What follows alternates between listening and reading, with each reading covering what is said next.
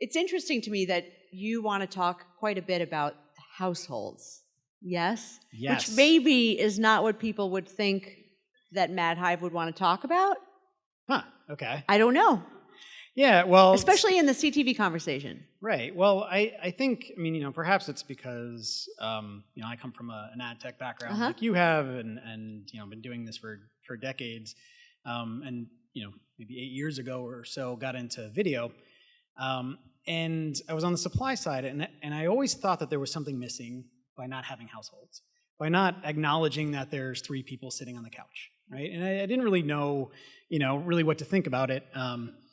As I've joined MadHive and kind of understood from the buy perspective, what they're looking for.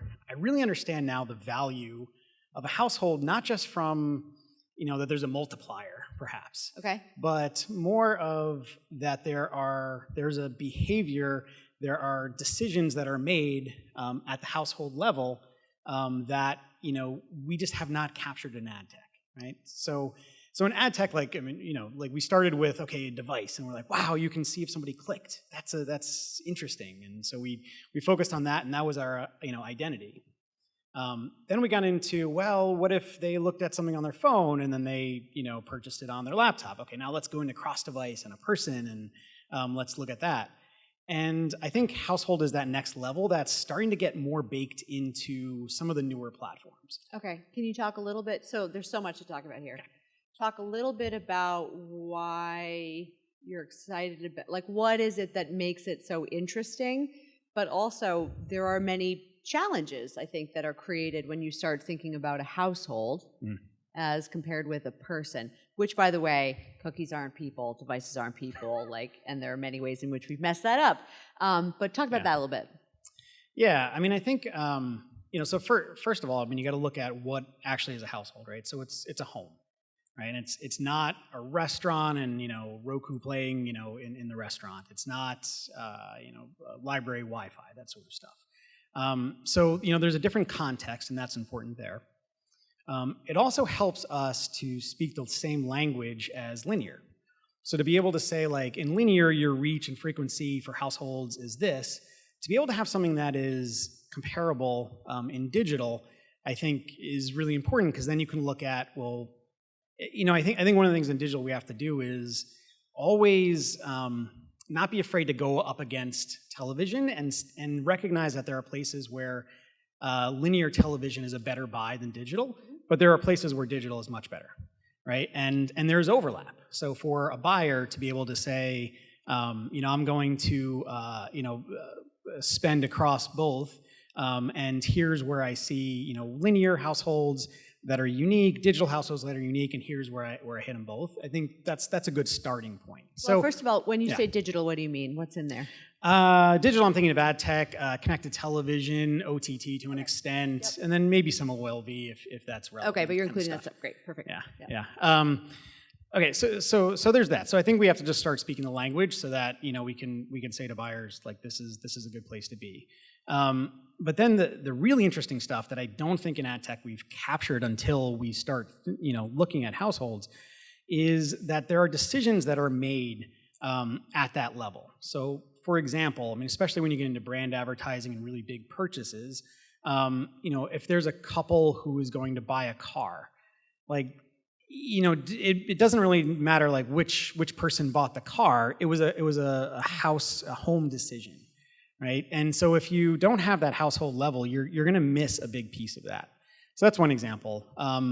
Other ones are, a family where there is a kid who is really excited about a toy and, wants it for their birthday, and the parent, buys the toy, right? So you're going to have, coming through connected television, you're going to have the ads for that toy, but the actual purchase might be like a parent at work. Right? If you understand that concept of household, if you can understand that as like a new identity layer, then you can capture that that's happening. Okay, so I want to make sure I get it. Are you talking about household then as being additive, or maybe another choice that becomes available, or do you think of household as the safest and most useful replacement for the way we have thought about things like targeting before?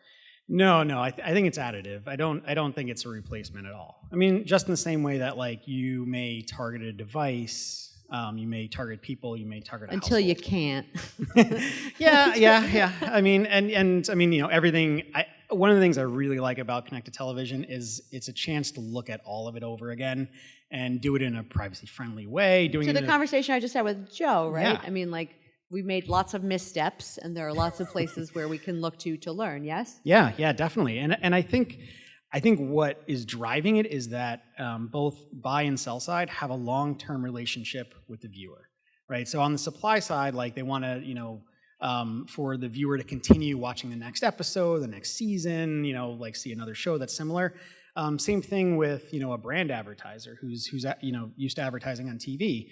Like this isn't, somebody's going to see a car ad, click on the ad, and then buy the car like on a website, right? Like this is, something that's going to take place over time, take place over 6 months to get, that household familiar or the people in the household familiar. Well, you're making me think. I mean, we do a ton of research at Forrester around, well, we call it the future of B2C buying. We're really just thinking about how consumers will engage with the world around them and buy stuff going forward.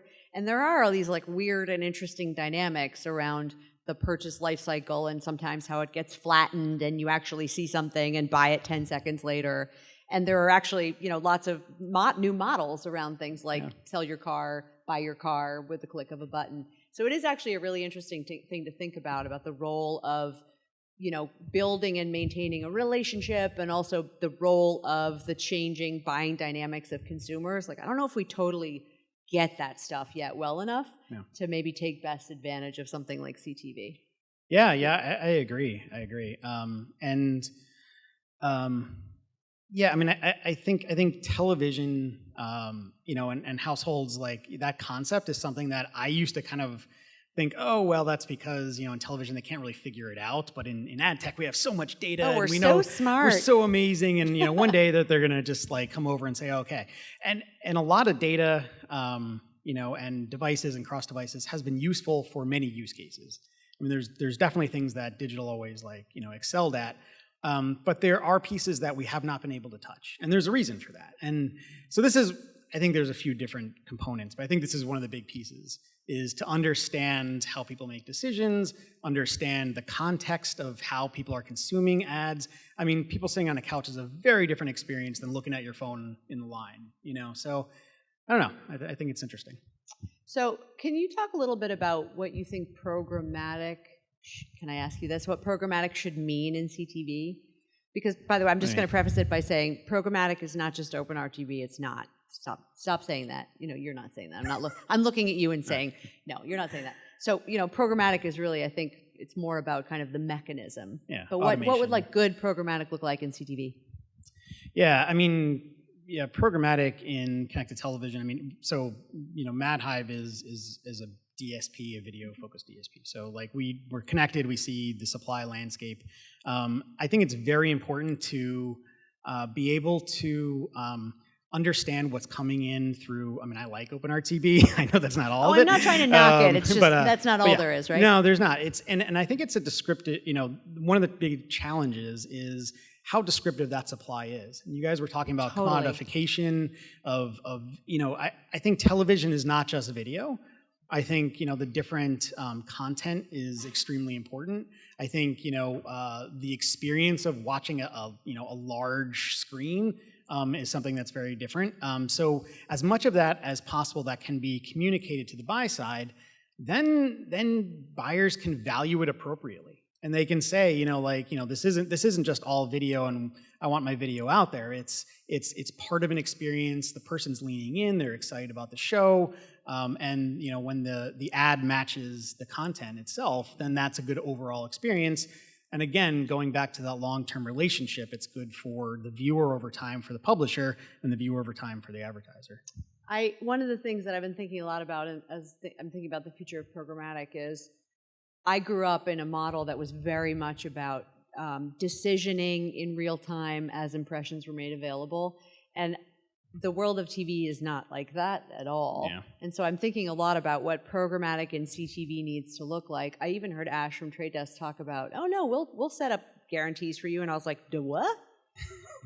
What is happening? That is Yeah. really interesting to me, that we have to adopt some of that thinking, I think, when we think about the role of programmatic, right? A more of a futures market, more about managing portfolios, for brands who are making commitments. Yes, no, maybe so? Yeah. I mean, I think an important piece that where display got with programmatic that's missing is the relationship between buyer and seller. Mm-hmm. Like you want to know that you can call up your advertiser, Yeah. you can call up your buyer. I mean your seller. Yeah. And so I think that has to be replicated first.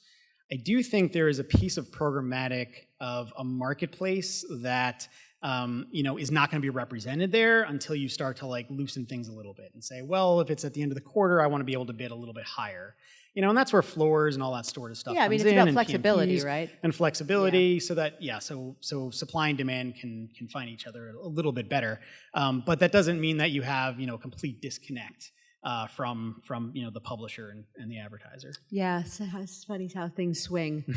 I think we probably need to wrap it up, and I think I'm going to say thank you. All right.